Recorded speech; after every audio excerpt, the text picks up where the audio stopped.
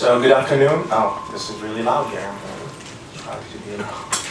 Okay, so thank you everybody for coming today. Good afternoon. My name is Akil Haider. I'm the Middle Eastern Affairs Advisor for the European Union Association, and we're the organizers for this event. I would like to welcome you today for this very timely and important discussions that we're having about social and economic development in the Arab world. Before we start, I would like to thank, on behalf of the European Union Association, the United Nations Department of Economic and Social Affairs, DESA, for helping us organize this event. Special thanks to Mr. Amin Lamrabat for his help. I also want to thank the Director's Office of the Public Outreach Department of the United Nations for their help. And would like to welcome our panel, our esteemed panel. I think we're very lucky today and very excited to have to be able to hear directly from civil society representative and youth representative of the Arab world. I think it's a unique opportunity. I think this is a platform where we can interact with them directly. So our panel, I'm going to introduce them very quickly, and then I will let them introduce themselves as well later on. I'll tell you a little bit about the format of the event. To my right, you have Mr. Ahmad Alhendawi, who is the Secretary General's, United Nations Secretary General's first Envoy on Youth, first ever Envoy on Youth. And I'm very excited looking forward to hear what he has to say. I have Mr. Malek Jandali, who is a famous pianist and composer, and he's a Syrian American activist. And on Skype, we have Ayat Mneina from Canada. She's joining via Skype from Canada. She is Libyan, and she is the founder of the Libyan youth movement. And we are waiting on Dalia Ziada, who's the Executive Director of the Ibn Khaldun Center for Development Studies or for Democratic Studies in Egypt, a very well-known institution.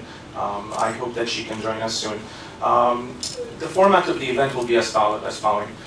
We will have about 20 to 25 minutes for each of our speakers to give their presentation and perspective. We might have a few minutes in between. And then we'll open it up to your questions and Q&A at the end of for the last hour of this event. Before we start, I'd like to know that Mr. Hendawi has other obligations, and thank you so much for coming today. So he will have to leave in about 40 minutes. So we will start with him, and we will open your questions to him if we have time left before he leaves, so we can have him on our way. So without further ado, I welcome you all. Thank you very much for the panel, for being here. We're very excited, and I'll have Mr. Hendawi now go ahead.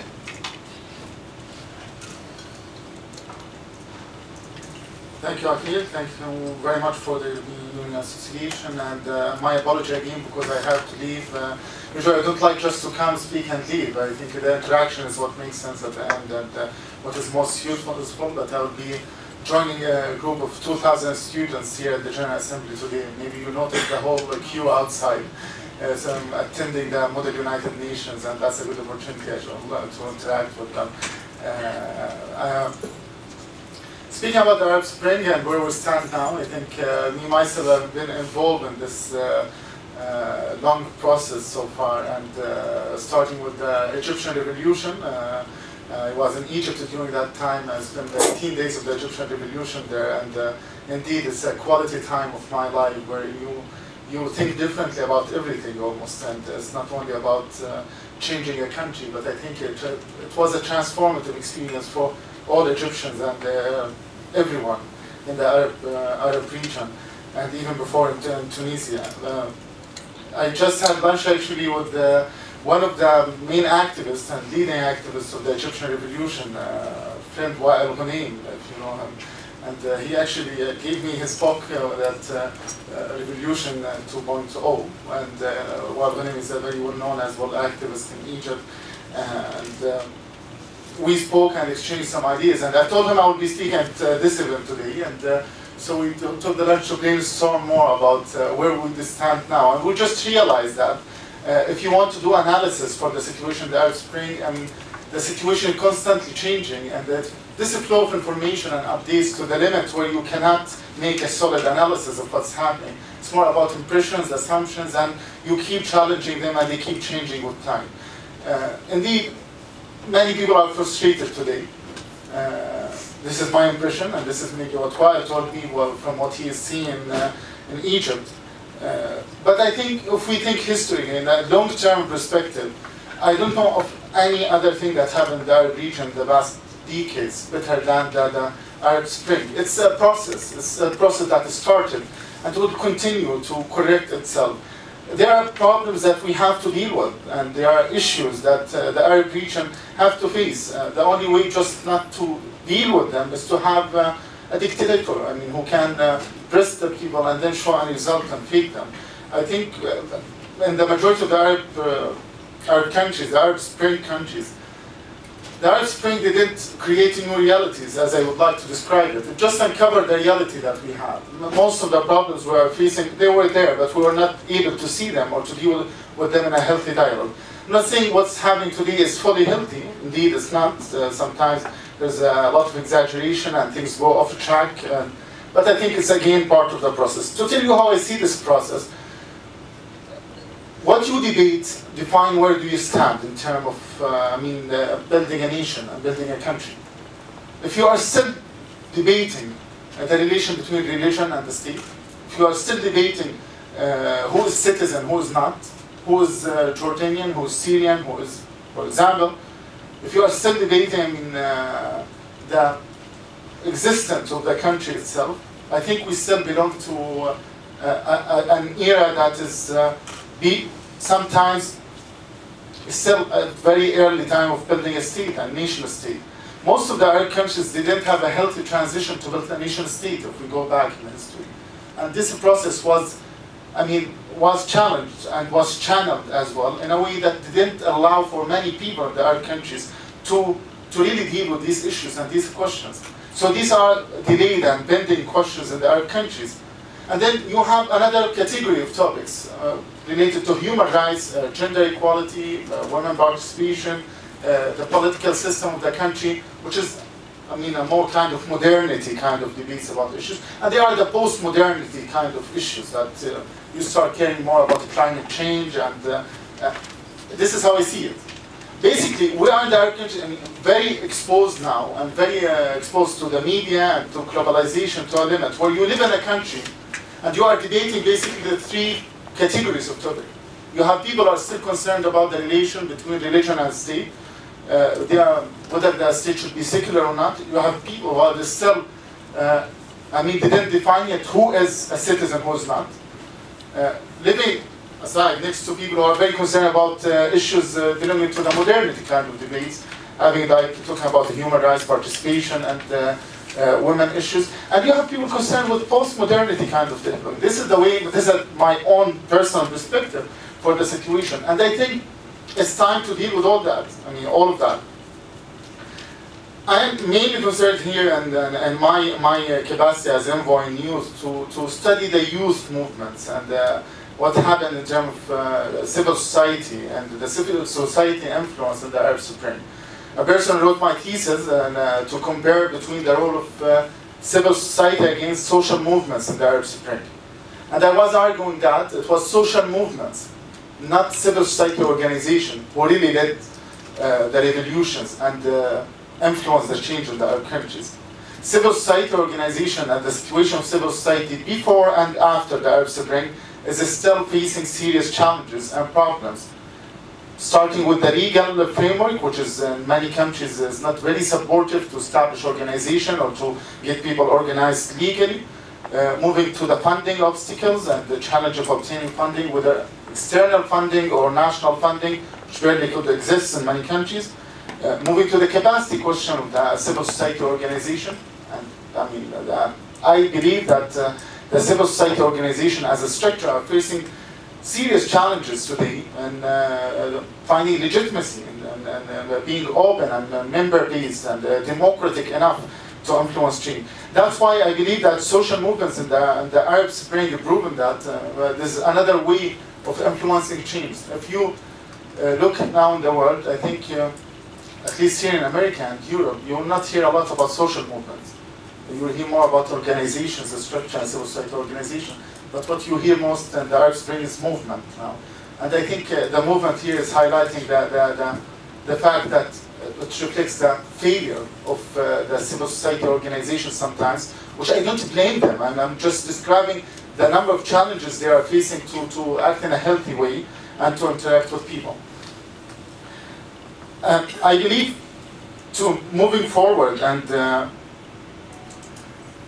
I am optimistic in the general question, are you optimistic or pessimistic about the situation? I believe I'm optimistic. I'm seeing things at the very long-term perspective that this is a historical correction that has to happen. With all the challenges, economic challenges that we are facing today in most of the Arab countries, with the question of moving people from the streets and the protests to institutions and elections, which is another failure transition after the Arab Spring. Everybody thought during the uprising that the transition will be rosy and will be easy and will be smooth. It wasn't, and indeed it was not, and it was not possible even to do that. The second question which we are debating today maybe is how we can have democracy. How democracy can be built.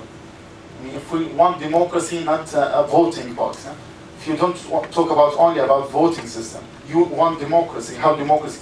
I think there's two lessons. If you look to the American model, it gives you that the situation where it was led by elites, the founding fathers, who were more democratic than the country itself at that time. And then, slowly, they democratized the country with them. So it was elite-led, led by elite and the consensus between elite, who slowly democratized the country with time. If you look to the European model after the Renaissance and after things were civilized in the 20th century before the World War, they tried trial and error. So, it was basically a democratic system, or let's see, an election system, that could allow, needless to remind all and myself, that democracy is not only about voting, it's like a whole culture. And there is this term that I don't know how to translate, syndocratia. Syndocratia is like a box mixed with democracy, making that this voting system that is only based on just voting in the voting day and claiming that this is democracy alone. So I think the real battle today is building a real democracy, a democratic culture that engages civil society and allowing for a civil society that operating and representing the people's views. Democracy is never about voting every 4 years. It's more about engaging on a daily basis through civil society organization, through allowing for mechanisms that accommodate the demands and aspirations of people who are in the streets and they are frustrated from institutions, to do that transition. And again, it's the way forward will be remain difficult in the coming maybe years, but this is a learning process. And to tell you the truth, that myself as an Arab who witnessed this and maybe now serving here in New York, I feel privileged in all standard that to be in a generation that is witnessing this historical correction happening.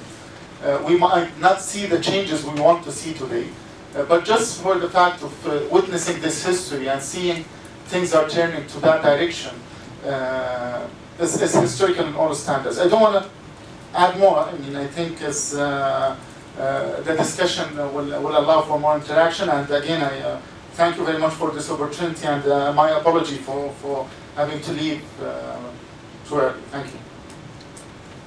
Thank you very much, Ahmed. You make very important points, I think.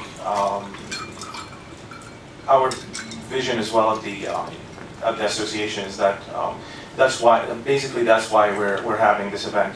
The democracy itself, just in terms of voting, is not enough. That's why we need civil institutions, and we need civil society to help that grow a healthy democracy. With that, I'd like to open it up for questions from the audience before Ahmed leaves. Anybody would like it?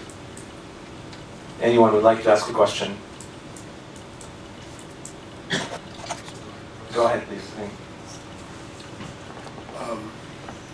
I think I agree with everything you said. I think it was well said.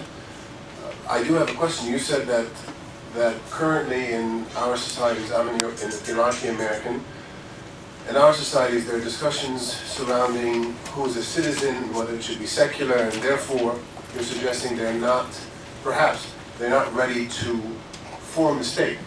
So what are you suggesting in the meantime? While they're having these discussions that are, let's call them preliminary discussions, does that mean let's continue having these discussions before a vote for government or for a constitution? Is that what you're saying? Or are you saying let's move on and like Europe sort of trial by error? Well, what I'm saying is more, tracing how it happened in the history, but today you cannot, respond things. Basically, you have all topics are at the table and you need to deal basically with everything. But historically that was the evolvement of nation-state building. It was how it happened. I think that we cannot afford, delaying any topic, so everything is on the table. And this is part of the confusion, actually. You are in a state that is passing through all these topics, and you are having a constitution, and we are only talking about law politics today.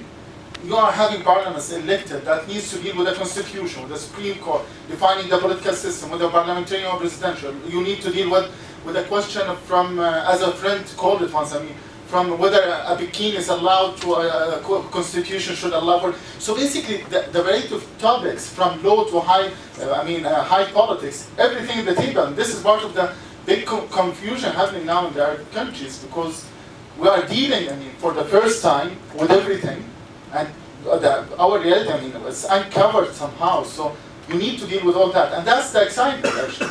That we are giving our generations given this opportunity. To filter, to test, and to challenge, and to put forward a social contract that is most appropriate to us. Because I'm not confident that we used to have it. We used to have a social contract that is really representative to all components of our societies. Any more questions from the audience? Go ahead. You talked about the revolutionary countries that have already established their after the revolution system, or doing it at this time. What about a country that has not reached that stage yet? Talking of course about Syria. Syria is a youthful revolution, and you are the envoy, the UN envoy for youth. How can we bring the Syrian, how can we as UN bring Syrian youth into the mainstream of the UN system? Is there anything you as envoy can do to help? Well, as envoy, as come from Jordan, neighboring Syria, as my even emotional relation with Syria, I think I'm deeply concerned, and what's happening is difficult to imagine. And as the suffering, the amount of suffering that we see today is unacceptable. How many people need to die in order for us, to come together as an international community? I think the UN position is very clear in this position. What we need today is that the international community to come together and support them. Myself, I worked before in emergency settings with young people, working, before in the 2006 and 2007 with the Iraqi refugees, and I was close as well to the Syrian youth now, with some of them are refugees. It's very difficult. Just to find a formula where you are working with young people in emergency setting, and whether as refugees or during conflict, it's very difficult, always very challenging. Sometimes you are at the risk of losing a generation who are not being able to go to schools or to get education or to find job opportunities. And even the hope and the dreams become different. From hoping for a better life and decent jobs, just a shelter and survival is something breaking hearts. When you look to the kind of demands we are looking today for the Syrian youth, I think we are at a risk now of losing a generation here that need a quick action from everyone to take our responsibility to the Syrian youth. And from my side, from the United Nations, and this is something very clear, that we will continue to deal with this humanitarian crisis on one side as we see it, especially in the neighboring countries. And I have a planned visit now to visit some of these camps. But yet, I think in the first place, as you know, I mean, there has to be a solution that is not only in terms of providing services, has to be a solution to the crisis itself. Thank you. I think we have time for one or two more questions. Please go ahead, and then you're after. Thank you very much. I have a question for you as Envoy for Secretary General. From your point of view, what is the obligation for the United Nations to support the young people in Bahrain in their achievement their basic human rights? Thank you. I think the call is clear. I mean, it has been repeated so many times.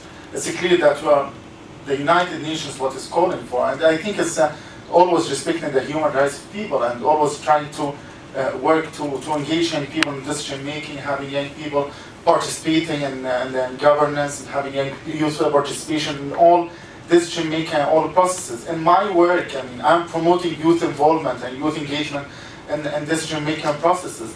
Working with young people and for young people is extremely important here. And you cannot build any sustainable project or system without making sure that young people are fully participating. This is a very clear thing. And I mean, I'm a strong advocate when it comes to calling for youth participation, youth involvement, and this has been always the case. And in my work plan that was endorsed yesterday by the Secretary General, participation is a key word in my plan, in order to make the United Nations working with them for young people and asking and advocating.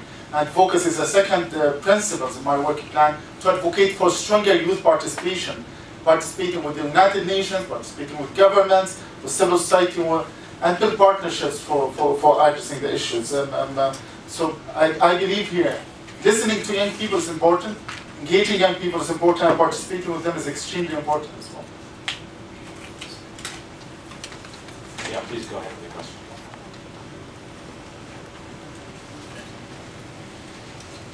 Yes, thank you. Yeah, if you, and sorry before you start, if you can introduce yourself as well. I think we have not asked that from the other audience, so when you ask a question, please introduce yourself. Thank you very much. Thank you. My name is Dalia Ziada, First Secretary of the Implementation of Jordan to the UN. Actually, I have a question. Thank you for the presentation, that's very useful, and for organizing this event. Actually, my question is concerning the cooperation between the UN and the League of Arab States to enhance youth participation, especially for the youth in the region. What are your thoughts on this issue? Thank you very much. You know, I'm coming from the League of Arab States before. I worked for 3 years as a youth policy advisor in the Arab League, and there I get to understand more the importance of having these intergovernmental organizations at the regional level, such as the Arab League, the African Union, the Council of the European Union, to join the forces with the United Nations to support young people. In our work now ahead, and the work plan that we are putting forward to work with the regional organizations, main partner in order to not keep things at the headquarters level in New York, but to do the regionalization for our work and make sure that we are working at the regional level. Here there's something called now system-wide action plan in youth. You know, the UN system works through different mechanisms, through different programs and funds. Now for the first time, we hope by next week it will be officially endorsed, there's something called system-wide action plan in youth, bringing all UN agencies together to deliver as one when it comes to youth issues. So this is will make the coordination more systematic. And here we're moving this plan to the regions, and with the support of the League of Arab States, we are discussing now organizing a joint meeting for all ministers of youth and sport and regional directors of the UN agencies. And this will be the meeting with the regional directors in April, and we are discussing maybe in the summer we'll be able to have this joint meeting. I'm calling for the golden triangle, what I call it, to have the governments, the United Nations, and youth-led organization coming together to discuss all related issues to youth. Therefore, again, I mean, cooperating with the Arab League is in the agenda and will be discussed in my visit in Amman in April. Thank you. Ahmed, thank you so much for coming today, and we really appreciate your time today. So, looking forward for a future event.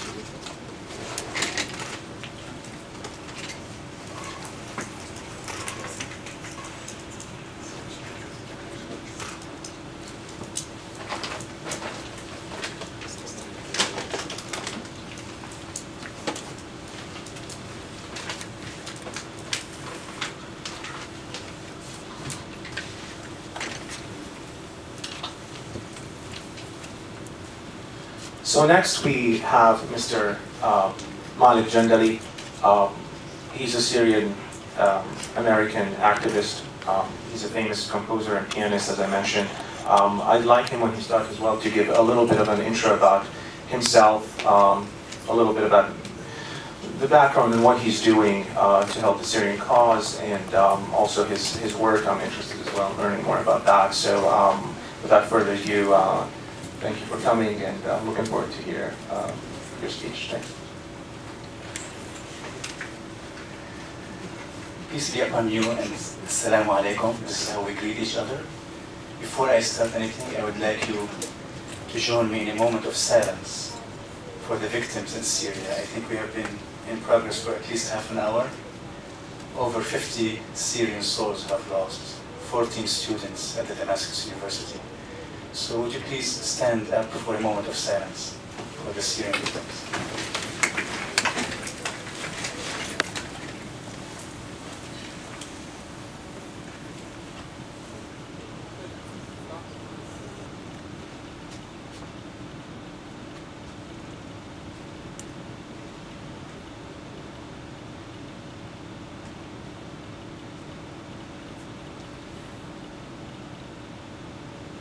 Thank you.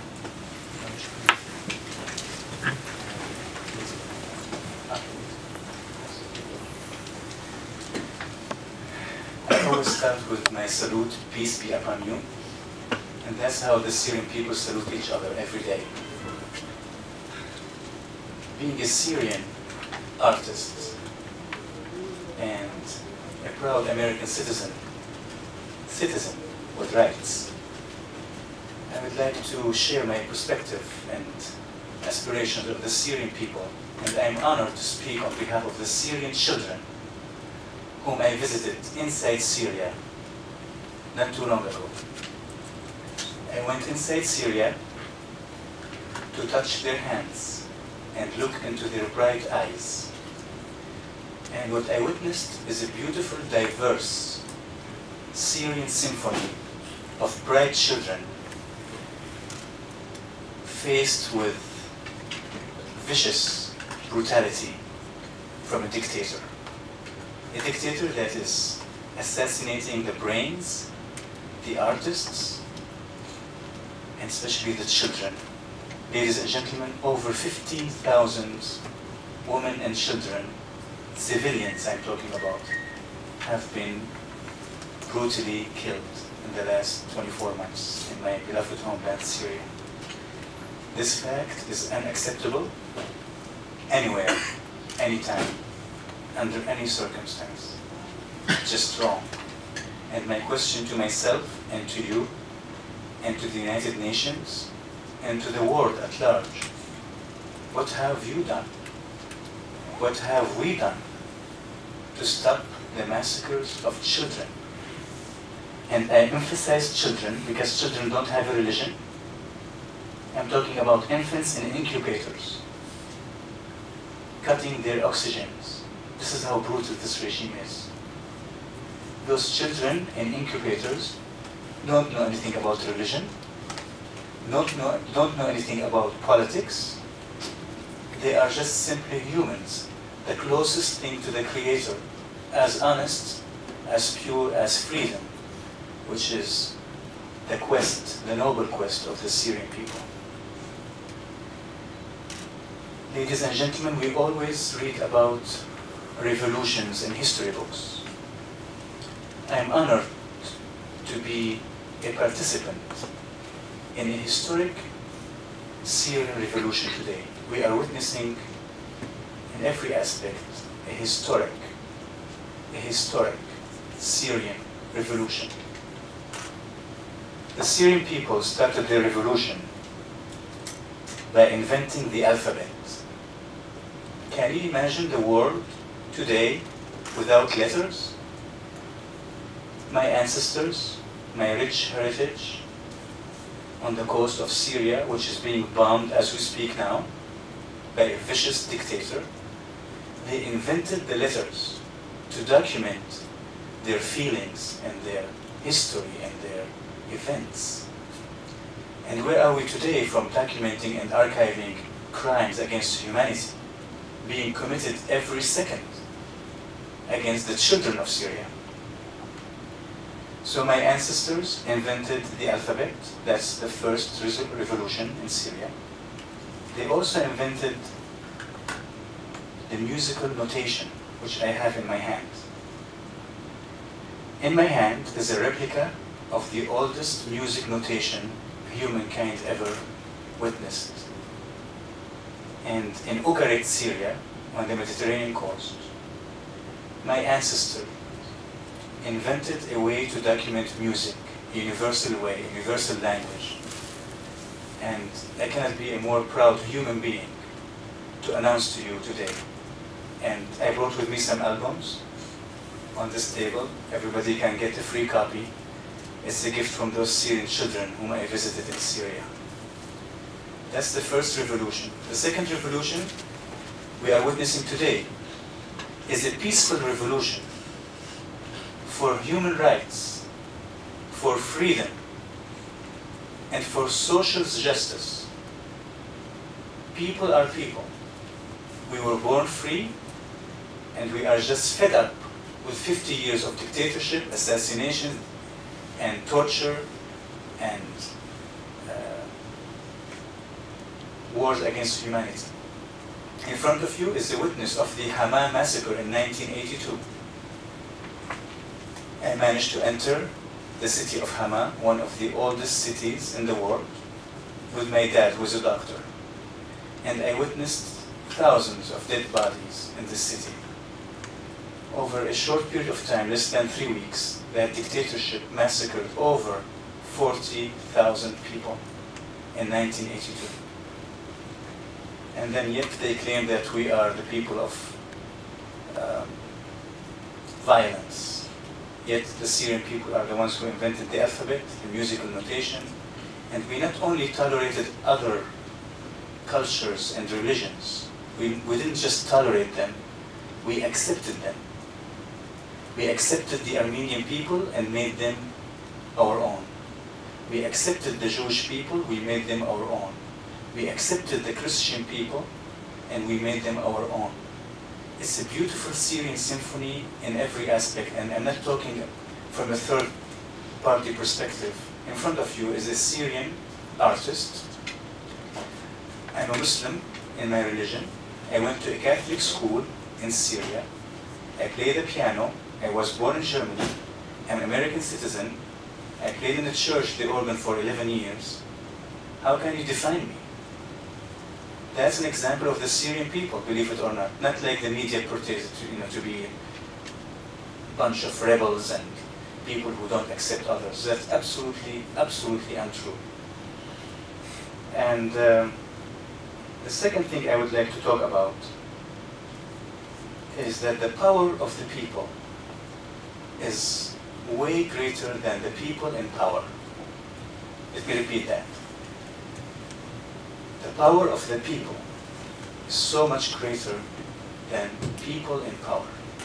Throughout the Arab world, especially in Syria, I see no government, I see no country, and I see no citizens. I see detained people who became consumers by force, have no rights.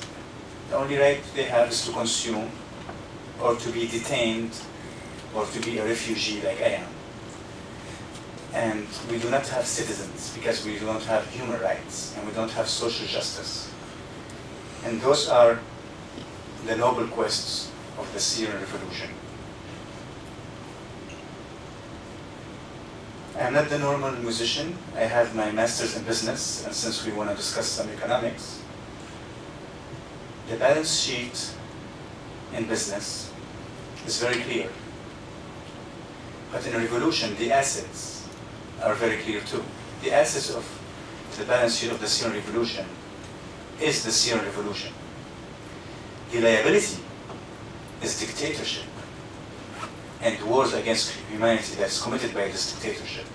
The equity of the balance sheet is the Syrian children who are being massacred every minute. Ladies and gentlemen, we have churches where Jesus Christ preached in Syria that are being bombed. We have ancient mosques, over 800 of them, eradicated. Hospitals, schools, monuments, citadels, kindergartens. I would like you to close your eyes and imagine that you have a dictator that you did not elect, and he is the commander-in-chief, and he ordered your own army to bomb your own country for the last 24 months. Can you imagine? Can you imagine rockets being fallen on the UN and on New York and on NYU and on the church and on your kindergarten? And what are we doing? What are we doing? On behalf of the Syrian children, I urge you to be a human being, to help them. Have fresh water, have medicine, have shelter. Not asking much. I went there, I saw people with nothing. Nothing. They don't have water, they don't have fresh water, they don't have medicine. And it's basically unacceptable. And that's the obligation of us as humans and as the United Nations and as the civilized world as we describe it. Where is civility in ignoring such human basic needs?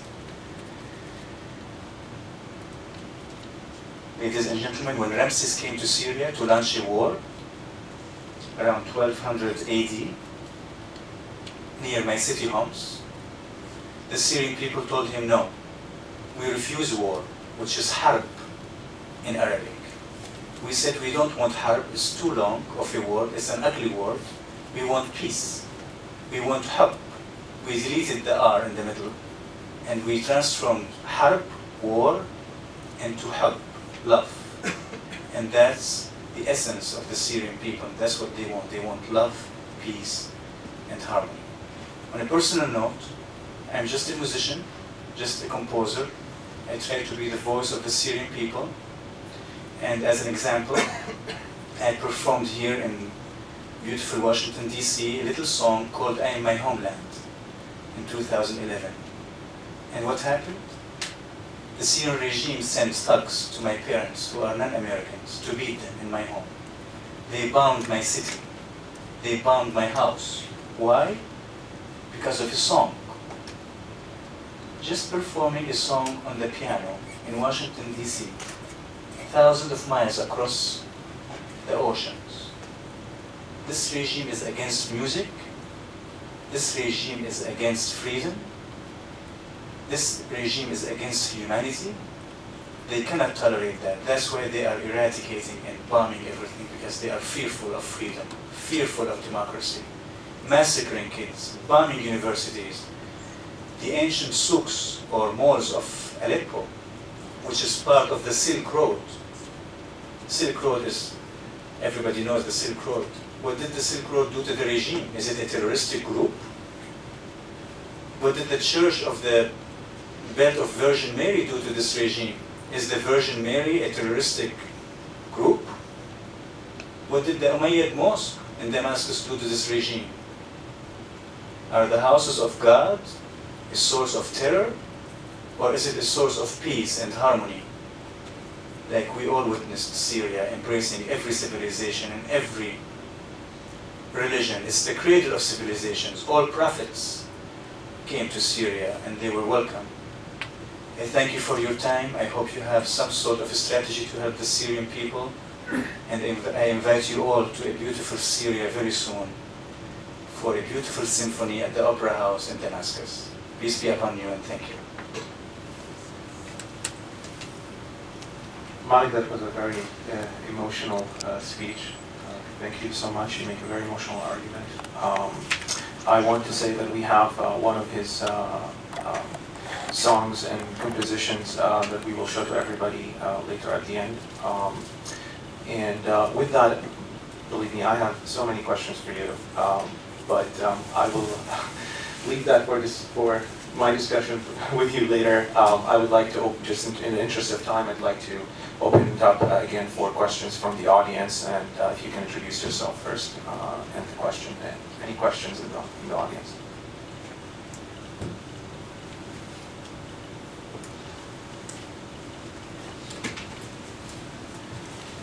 All right. In that case, we will move to hear from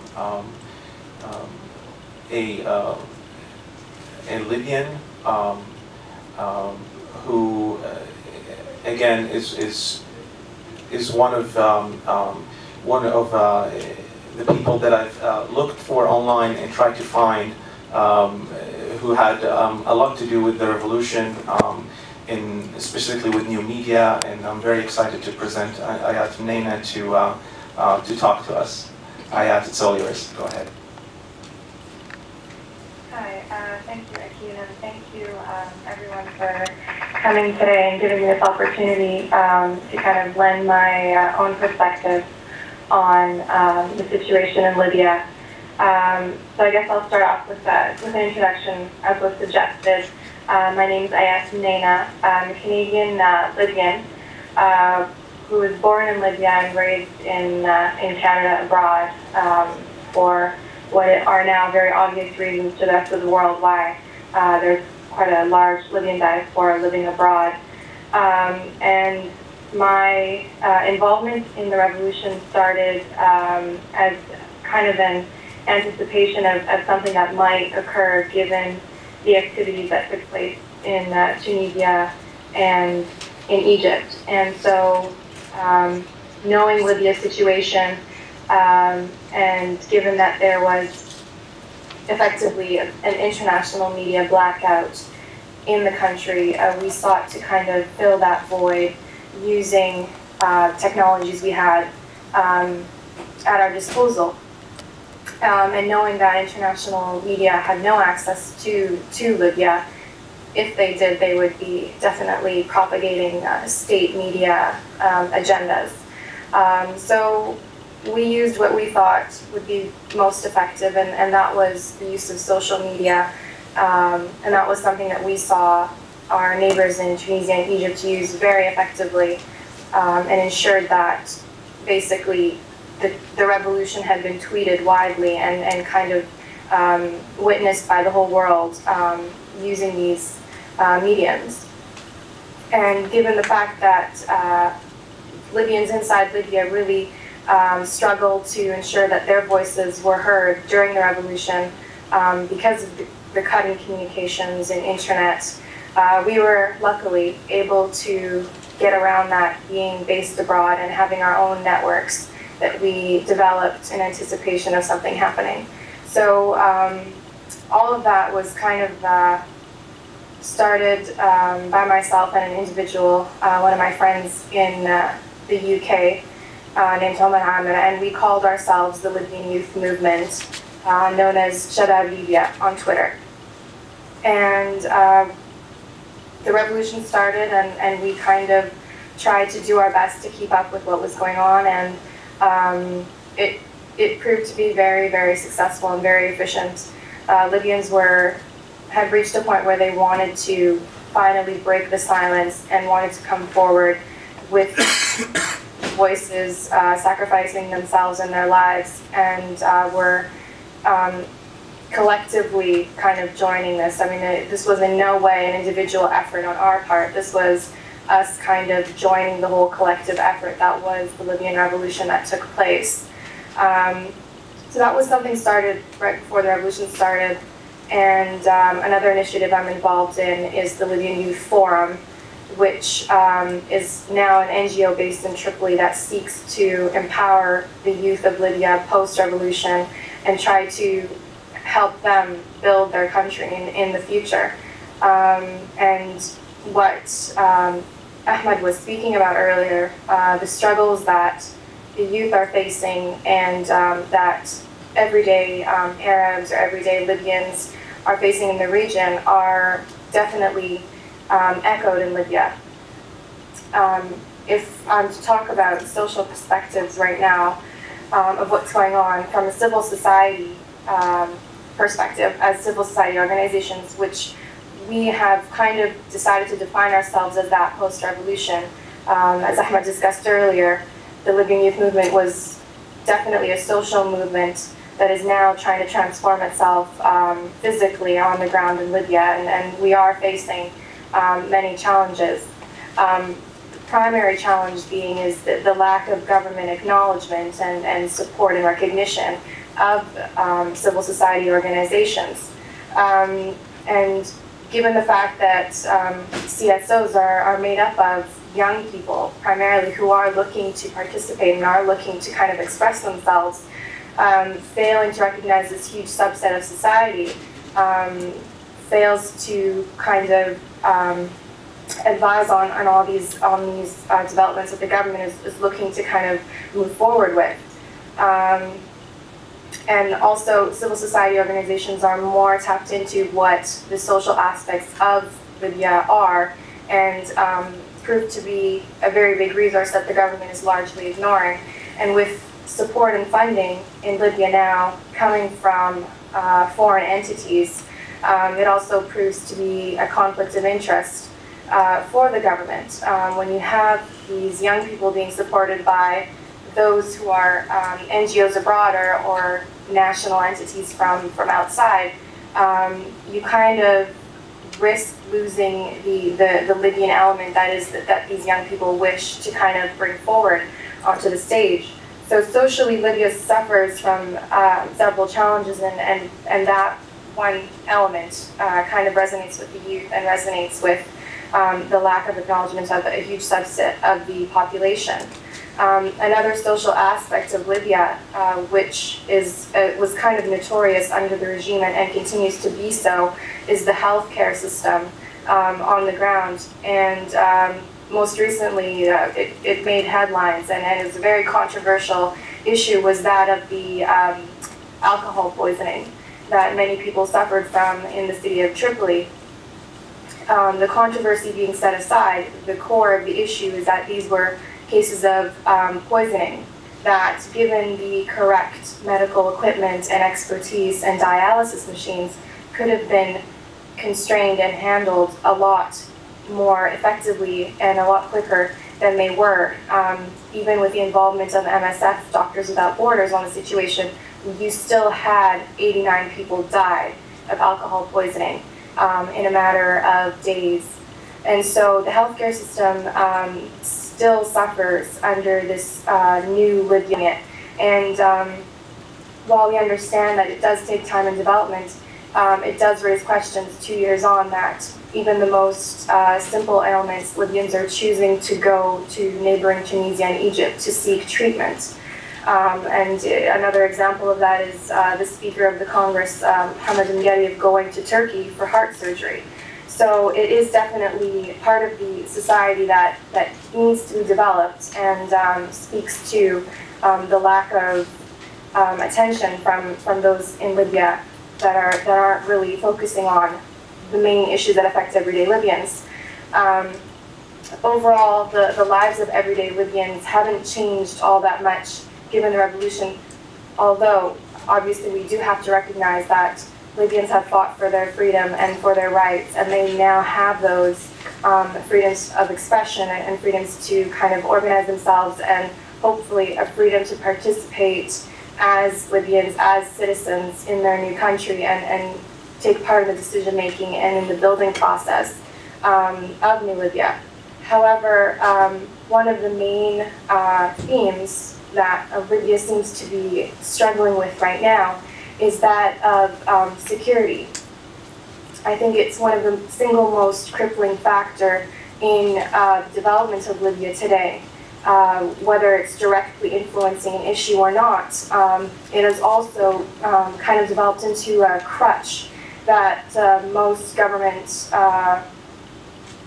officials are choosing to refer to as kind of an excuse for not addressing certain things, for not meeting deadlines. It's kind of grown into a problem that, as a young Libyan, I begin to question whether or not they really do wish to address the security issue, because it just kind of gives them an excuse to fall back on, and allows for them to do whatever it is that they wish to do behind the scenes. That being said, social development is heavily tied to an economic stimulus, just because of the fact that socially the institutions have not been developed whatsoever. And economically, to be frank, as a young Libyan who is very on top of what's going on in my country, who's always keeping up with the latest news and updates, I can say that there are a few factors that prevent someone from the citizens and from the general public from truly being able to comment and assess Libya's development from an economic perspective. And that is the lack of transparency from the government's part, and therefore we're unable to kind of track the progress of what's going on in Libya. We're unable to kind of give feedback and ensure that we are improving and that we are in the right direction. When you think about economy, you do see figures coming out of the General National Congress and the transitional government being quoted as, these are, our expenditures, this is what we used to do with them, but with the failure to break down the costs and break down what the actual checks and budgets are of the government and of the country, it's really kind of a facade, and it doesn't allow for anyone to critically assess what is really going on in Libya. Showing us figures and not giving us the context makes things very difficult for anyone to kind of speak out against, other than what most civil society organizations and most young people are doing, is calling out for more transparency and calling out for kind of a door where they can kind of enter the discussion themselves and have a say on where the wealth and where the money is going. And I think one of the main underlying issues that Libya faces economically is there is a structural imbalance that was developed and maintained by the former regime. And that imbalance is the fact that the regime wanted to ensure that all Libyans relied on it, and relied on it solely and heavily at that, politically, economically, and socially, and that was how they maintained power. And in that effect, Libya being so wealthy and having these natural oil resources, and having the oil, which our neighbors do not have, should, in theory, be a blessing. But it is a curse, it is a catch-22. You have the resources and the capability and the potential to develop a country into something that would be greater than any other country in its region. Yet you do not have the incentive to develop because you have the wealth there. You don't need to make institutions, you don't need to have accountability and put in the hard work to have all these systems in place because you have the wealth. And that is a very critical decision that needs to be made by organizing Libya right now and putting the constitution in place. Where do we want to take Libya economically? How do we want to structure our institutions? And it is this dilemma that kind of will dictate how Libya's future is going to unfold, and how youth are going to be able to participate. Youth making up 60% of the population are one of the highest populations in the region that are unemployed, while highly educated, is another conundrum that kind of makes most young people question what is going on inside Libya. If we have such a huge resource to tap into, yet we're being completely ignored, and it is, again, fueling all the other social issues that Libya faces today. So those are the different kind of perspectives I wanted to bring to the table. Not exactly positive, given what's been said, but I do believe that these are challenges that, if faced properly, can be dealt with and can be kind of addressed to ensure that Libya's revolution is maintained and protected and hopefully does not go in vain. Thank you very much, Ayat. I think you raised very many important points there. So if you can tell us, we'd like to know how stable is the country right now, and from a stability standpoint as well, what are your hopes for the future? Are you on the right track? Is the revolution achieved a certain percentage of its goals? Let us know. In terms of stability, security-wise, it is quite concerning because it does fluctuate. There are very heavily armed individuals as well as groups and militias, and also there are people who belong to the government army. And it is funny because things do happen that are concerning. There are security breaches, storming of the General National Congress that make everyday Libyans question the security that we have in our country. But then there are instances like we have the UK Prime Minister fly in and make a surprise visit, and then the former President of France fly in and have a completely safe stay. And so it just begs the question of everyday Libyan. If you are able to orchestrate a safe visit from foreigners that can come in and meet with you and nothing happened to them, why is it that we as Libyans suffer in our everyday kind of existence in our country? You do have the resources and the capability to control these people who are causing these security breaches, but you aren't enforcing it. So in that sense, it does make one wonder, and there are little blips here and there that do happen that kind of discourage everyday Libyans and discourage kind of people from the diaspora like myself who do want to kind of go back there and participate and be part of the movement forward. So in terms of stability, it is fluctuating, it is concerning, and it is kind of frustrating because we're growing impatient. How much longer does this need to take place? And you do have the resources, by all means you have the money to make it happen and to start securing the country as a whole so that we can stop using that as an excuse. I think that answered your first question, hopefully. Yes, thank you very much.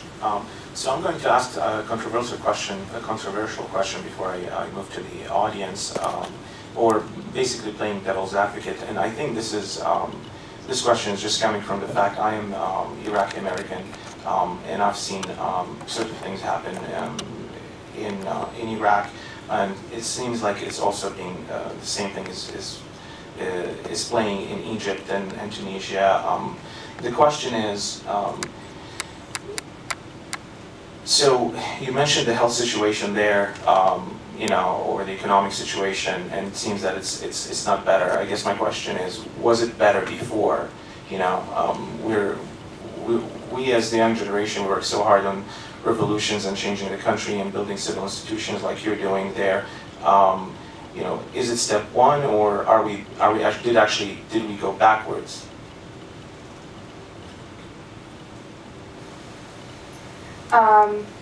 In terms of Libya, we do have to kind of think back to where things were under the regime and how far we've come. And we've certainly come forward. We've certainly reached a point where we can say we are better off without the regime. There is no denying the brutality that kind of took place under the regime, and that was commonplace, and the complete infringement on your basic human rights and freedoms of expressions as a Libyan citizen, as an individual. What is the problem now is that you have that freedom, but you don't know what to do with it, and you don't know how to respect these freedoms. When you have the rights to these rights, and you want to give everyone their freedom of expression, say something that's completely peaceful, you have to have other people respect that. And respect your opinion and kind of live civilly.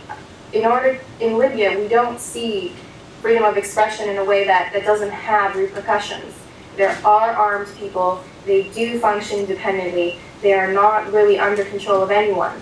So if you are saying something that is not necessarily agreeable to these individuals, you are under threat. So that, I think, needs to wait for the Constitution to be put in place, for the rule of law to be established in order to effectively protect our rights and freedoms. So we are definitely better off, and even with the health and social development situation, even under Gaddafi, most, if not all of my relatives, whenever there was an illness that somebody suffered from, and get treatment elsewhere. And it wasn't even that far. It was literally across the border into Egypt or Tunisia. I'm sure if they could afford it, they would go elsewhere, but it is better. It was better than what was going on in Libya, and it still remains to be seen how that is going to develop. But I think given the wealth and stuff, it should be a no-brainer. It should develop very quickly and start to flourish. But you do need to have the rule of law in place. You need to have the constitution to protect people's rights and freedoms, and hopefully protect the wealth of the country, and kind of give those people and give Libyans incentives to be employed and to start working, and not to rely on the wealth and become a welfare state, which it was for the regime. And that's kind of a slippery slope that we're on right now. Thank you very much, Ayat. Anyone from the audience have any questions for Ayat? Please raise.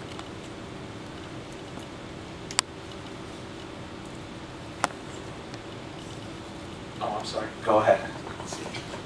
I have a question both for Ayat and for Malek.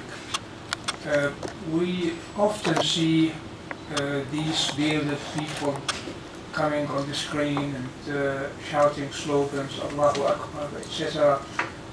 Are these societies, Syria and Libya, becoming too religious? Is that a religious revolution that we're witnessing? Are we going backwards to the ages of, I don't know, pre-civil society? That's an excellent question. What do dictatorships do?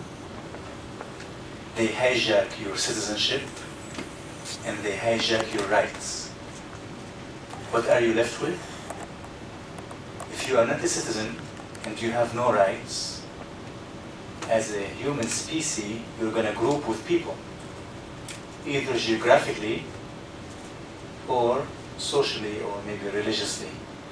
So the cause of sectarianism in the Arab world in general, especially in Syria, is caused by dictatorship and lack of human rights. And having said so, what we are witnessing today is a revolution against sectarianism. It's a revolution for citizenship and for human rights and freedom. So why are people shouting, God is great? Because they are sacrificing their lives. Similar to the American people. When they had a revolution, what did they shout in the streets? Give me liberty or give me death. They loved freedom to death. They were willing to die to be free. And how long did it take us to be democratic, somehow democratic? 200 years. What did we do? We enslaved African Americans. We didn't give women rights. It took us 200 years to be quote-unquote civilized democratic states. Compared to Syria, all religions came there. Christianity, Judaism, Islam. It's a mosaic of all those cultures. By no means this is a religious revolution. This is a historic Syrian revolution of all religions. My colleague filmmaker Basil Shihadi, who was a Fulbright student at Syracuse University in filmmaking, a Syrian, Christian, Fulbright student, sacrificed his life in Homs in Syria. Why? For freedom. Because he was searching for truth and for beauty. And the truth is a historic revolution for freedom, and the beauty, which is a sad beauty, people are willing to sacrifice their lives. And they are.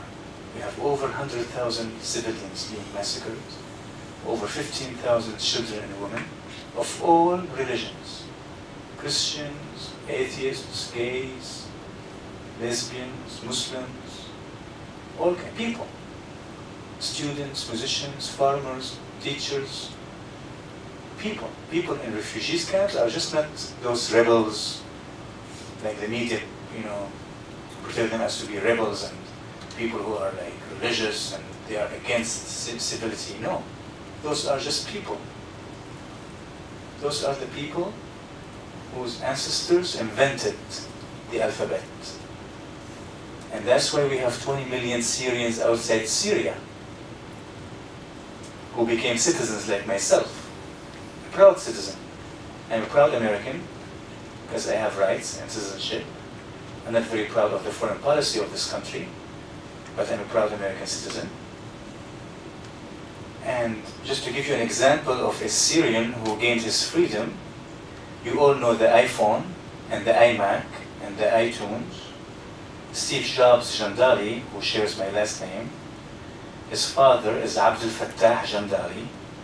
And if I give you the name Abdel Fattah Jandali, you're going to be scared to death. But that's the biological father of an American global icon who invented the computer, Steve Jobs Jandali from Syria. And that's how Syrian people contributed to humanity, even today, not only in the past. We always tend to speak in the past because we don't have a present, because we don't have freedom. But today, when we are free, like Steve Jobs and other, even his sister, Mona Simpson, is a novelist at UCLA.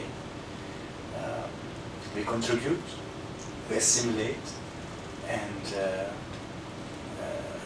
we do our part as humans. Thank you.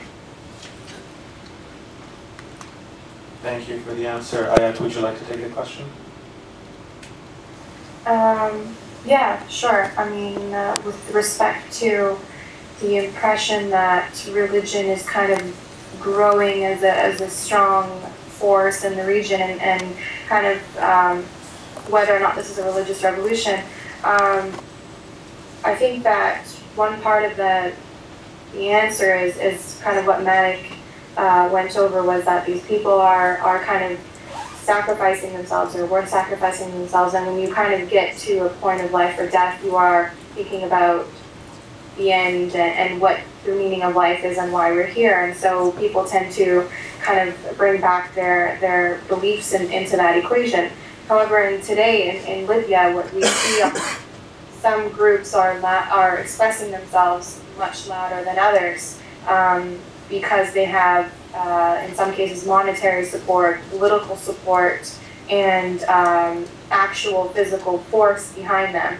And I think that it's a question of the development of a political spectrum in the country that never existed before. We're having political parties and different ideologies join the scene, which is completely normal and healthy. But given the fact that there's no rule of law and no constitution to protect the people and no army to speak of, it is concerning. And it is something that, as a Libyan, as a young person, I'm hopeful that bringing about the constitution and the rule of law will kind of protect people. Because like I said before, everyone should have the freedom of expression, but there are limits. That is, that you respect people, you aren't forcing your ideologies on people, and everyone kind of shares that stance on the matter. So I think it is a question of that we are completely finally free. We're hearing everybody's voices.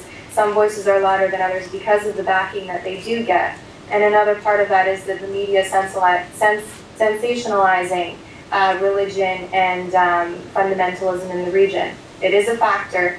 It is part of many factors, and it is something that young people really aren't looking as their goal of being and as their goal of building New Libya. They want to protect themselves, they want to have institutions, and they want to kind of be able to live in a country where their opinion and their work and their time and their energy matters, and it is contributing to the overall development of where they are. Thank you very much. Do we have any more questions from the audience? Go ahead. Yes, I wanted to ask you two questions. Number one, there's been some news reports that women's rights have really become backward in a way, but not just in Libya, obviously. And another question is, because I'd like to know your opinion, do you think the revolution is actually facilitated a better integration in the Mediterranean area, insofar as working together with the partners, also within the framework of the Union for the Mediterranean, which is an initiative for facilitating trade and investments between North Africa and the rest of Europe, which I think Libya was not participating in that. I don't know if there's been any change as far as cooperating more with the rest of the Mediterranean. That's the question. Ayat, were you able to hear the question okay? No, I was not actually. If you could repeat that. Giuseppe, you want to come here and do it? No, sorry. I think you will hear this better. Okay, sorry, I was saying, can you hear me? Yeah. Yes, sorry. Two questions. One related to the women's rights. I mean, have you seen a change in women's rights vis-a-vis the old regime, which as a sort of socialist ideology tried to give more freedom to women, at least in theory? I don't know in practice if that was the case. And some news reports instead seem to indicate that there is a kind of a return to more repressive relationship toward women, as far as I've read in some articles. And the second question, in relation to the rest of the Mediterranean integration process with the Union for the Mediterranean and the Barcelona process. I don't know if you're familiar with that, but apparently Libya was not participating in that before, and I was wondering if there is a new position we could help also the economic growth and emancipation socially and economically for the country. So I'm just going to summarize again, just because I'm closer to the mic on the computer here. So the first question is about women's rights, and are women's rights going forward or backward after the revolution and in light of the Arab Spring? And the second question is, what about the integration into the Mediterranean Union? I believe Giuseppe is referring to the Mediterranean countries, and there are some movements there in Libya. What's the position of that, if you know anything about that? Thank you very much. Okay, thank you. I think I can probably speak to the first question. The second one, I'm not really familiar with how Libya's stance is right now in the Mediterranean Union, but I will definitely be reading up on that. In terms of the situation with regards to women's rights post-revolution, everyone's collective rights as Libyans, as people, as humans, after the revolution is much better than it was before the revolution. I think human rights in general were oppressed under the regime.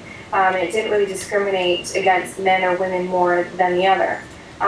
With that being said, post-revolution, having now the chance to address these issues and to kind of ensure that our rights are protected, you also have to discuss the fact that children's rights as well as youth rights have to be addressed individually and collectively.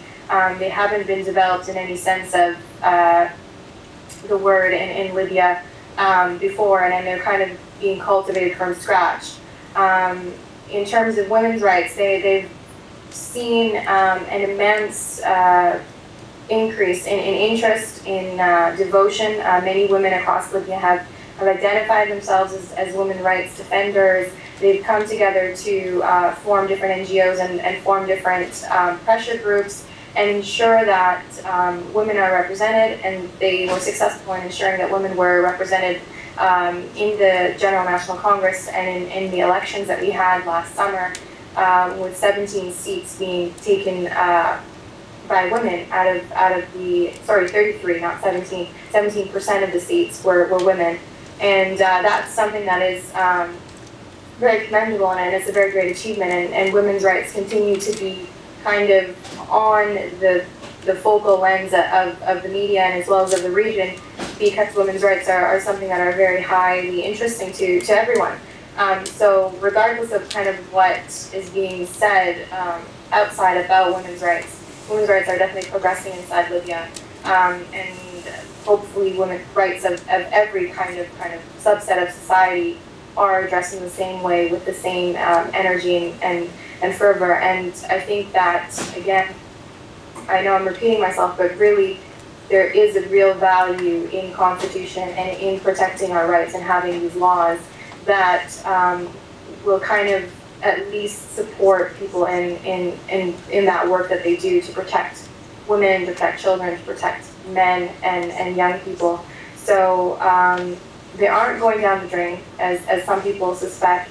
It is in some cases an uphill battle, not because people would want to oppress women or because people don't want women to step forward, but because the institutions aren't there, they're not really familiar with the concepts. So it is kind of a rebuilding of, or actually building from scratch for many things. Thank you very much. Any more questions? All right, so our other speaker was Dalia Ziada, who I think was having a hard time connecting to us via Skype, so we'll try one last time to see if she's available. If she is, then we'll go ahead with her presentation. If she's not, we'll show Mr. Jandali's song as promised, and that will be the end of this event. But let me try first to see if Dalia is available. Should I explain a bit about the role? Yeah, 1 second. And Ayat, I will send you the link as well, so you can play it on your own computer.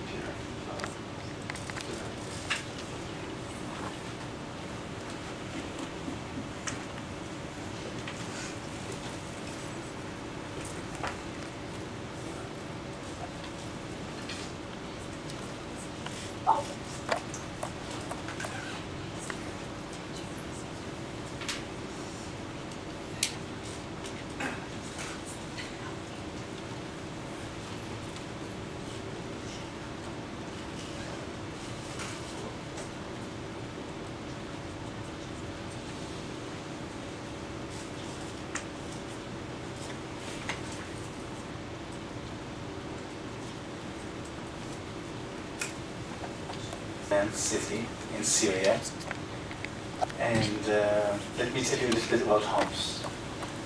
As I told you, when Ramses came, they drafted the first ever documented peace treaty in humankind history in Homs at the Battle of Kadesh around 1200 AD. Another thing about Homs, as I told you, Steve Jobs, the inventor of Macintoshes, from Homs.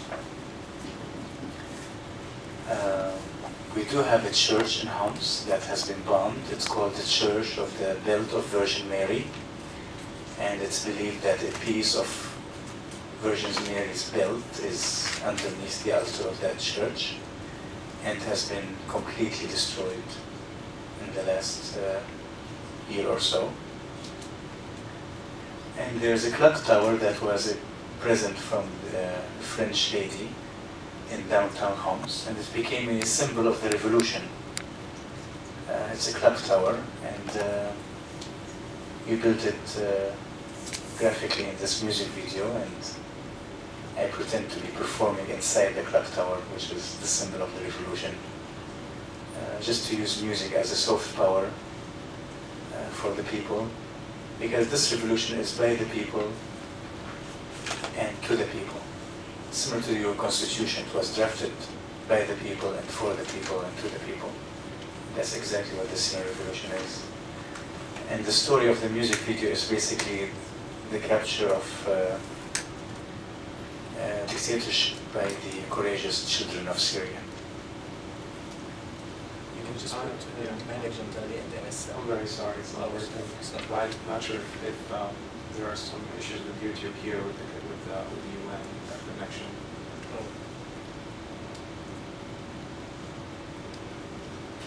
But in case this doesn't work, Mr. Jandali has, for everyone here, there are some, his albums there. He brought some CDs for everyone to take home with him. So thank you so much for the gesture. Free music from the free people of Syria. Thank you. So we'd like to thank our panelists today. Thank you all for coming.